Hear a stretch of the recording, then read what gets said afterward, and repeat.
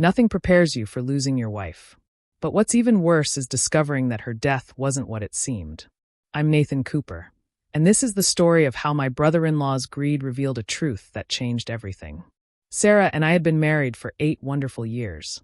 She was brilliant, kind, and ran her own successful tech consulting firm.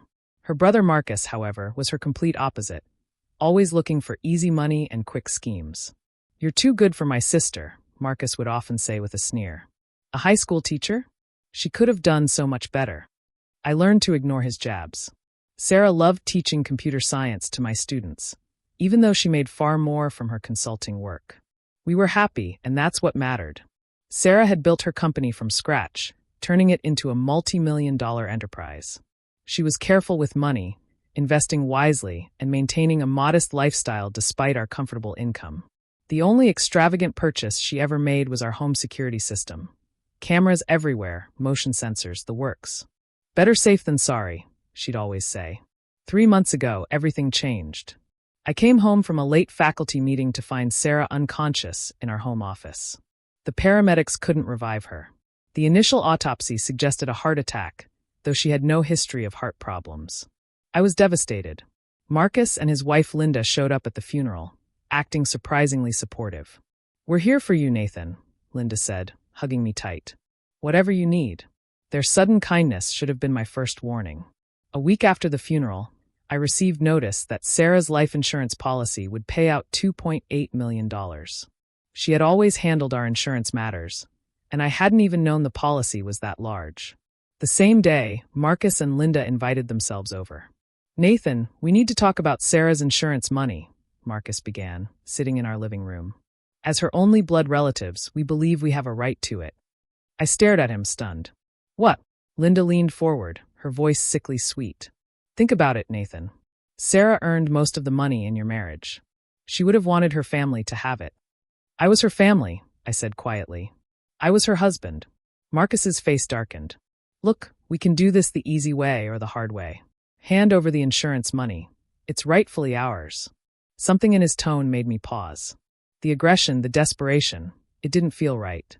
I remembered Sarah's insistence on that expensive security system, her paranoia about keeping records of everything. "Let me think about it," I said, buying time. That night, I couldn't sleep.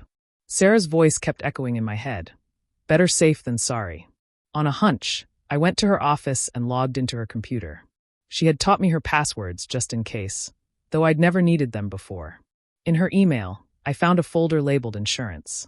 Inside were dozens of emails, not about life insurance, but about industrial espionage insurance.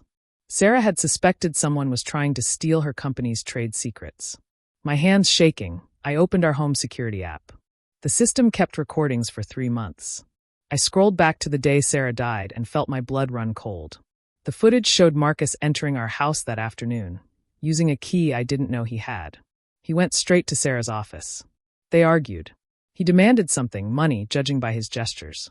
Sarah refused. Then, I couldn't believe what I was seeing. Marcus grabbed a water bottle from Sarah's desk and forced her to drink it. She collapsed minutes later.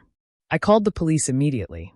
Detective Lisa Chin arrived within the hour, reviewing the footage with me. The autopsy did find traces of a substance that could cause heart failure, she confirmed. But it was so faint, it was initially dismissed. This changes everything. The next day, I invited Marcus and Linda back to discuss the insurance money. Detective Chun and her team were waiting in the next room. "Have you made the right decision?" Marcus asked as they sat down. I nodded slowly. "I have. But first, I'd like to show you something." I turned on the TV and played the security footage. The color drained from Marcus's face as he watched himself enter Sarah's office that day. Linda gasped, her hand covering her mouth. "You see," I said calmly, though my heart was racing, "Sarah wasn't just smart about money. She was smart about security too. She knew someone was trying to steal her company's secrets. She just didn't expect it to be her own brother." I can explain," Marcus stammered. "Let me help you with that," Detective Chin said, walking in with her team. The water bottle tested positive for a rare chemical compound. One that causes heart failure and dissipates quickly. One that, coincidentally, was recently reported stolen from the lab where Linda works as a technician. Linda burst into tears as the detectives read them their rights. Marcus tried to run, but was quickly apprehended. The truth came out during the investigation. Marcus had been stealing Sarah's company's trade secrets and selling them to competitors. When Sarah caught him, he decided to silence her and take the insurance money too. Linda had helped by providing the poison and creating a false alibi. She would have ruined us. Marcus shouted as they led him away. Her precious company was worth more to her than her own family. I watched them go, feeling a mixture of grief and vindication. "No, Marcus," I said quietly. She valued integrity more than money. Something you never understood. The case made headlines. Tech CEO's murder solved by her own security system. Marcus and Linda were convicted of first-degree murder and industrial espionage. They're both serving life sentences now. Sarah's company continues to thrive under the leadership team she had carefully selected. The insurance money went into a scholarship fund for underprivileged students interested in technology, something Sarah had always wanted to create. I still teach high school computer science, now with a special emphasis on digital security. Sometimes I tell my students a simplified version of Sarah's story, teaching them that technology can protect us in ways we might not expect. The house feels empty without Sarah, but I find comfort in the humming of her security systems. They were her last gift to me, not just protecting our home, but revealing the truth and bringing justice. In the end, Sarah's dedication to security didn't just solve her murder. It exposed a deeper truth about family, greed, and betrayal. Marcus and Linda thought they could steal her legacy, but they didn't understand that Sarah's real legacy wasn't about money at all. It was about integrity, wisdom, and using technology to protect what matters most. A year has passed since that day. The security cameras still record everything, though I've never needed them again. Sometimes when I'm alone in Sarah's office, I look at her picture and smile, knowing that even after death, she found a way to outsmart those who betrayed her. "Better safe than sorry," I whisper to her photo. "You were right all along." As for the insurance money, every penny went to helping young minds discover the power of technology, just as Sarah would have wanted. Because in the end, it was never about the money. It was about preserving the legacy of a remarkable woman who knew the value of both innovation and protection. Marcus and Linda's betrayal taught me that family isn't always about blood. It's about trust, respect, and shared values. Sarah might not have had loving siblings, but she built a family of dedicated employees, grateful students, and people who shared her vision of using technology for good. The scholarship fund has already helped dozens of students pursue their dreams in technology. Each time I meet one of these bright young minds, I see a bit of Sarah in their enthusiasm and determination. They may never know the full story of their benefactor, but they carry forward her legacy of innovation and integrity. Today, Sarah's company continues to lead in cybersecurity solutions, protecting other businesses from the kind of corporate espionage that Marcus attempted. The security system that caught her killer has been developed into a product line, helping other companies and homes stay safe. Even in death, Sarah's vision continues to make the world a little safer. I still teach at the same high school, sharing my love for computer science with new generations. But now, every semester includes a special unit on digital security and ethics. My students learn not just about coding and algorithms, but about using technology responsibly and protecting what matters. The house remains much as Sarah left it, her security system humming quietly in the background.